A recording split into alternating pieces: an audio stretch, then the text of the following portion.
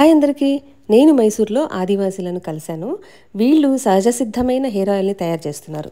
వీళ్ళు నన్ను ఇక్కడికి ఎందుకు పిలిపించారంటే వీళ్ళు పడుతున్న శ్రమ అంతా కూడా వృధా అవుతుందని చెప్పేసి వీళ్ళు ప్రజలకు ఒక అవగాహన కల్పించండి అమ్మా అని చెప్పేసి రిక్వెస్ట్ చేశారండి.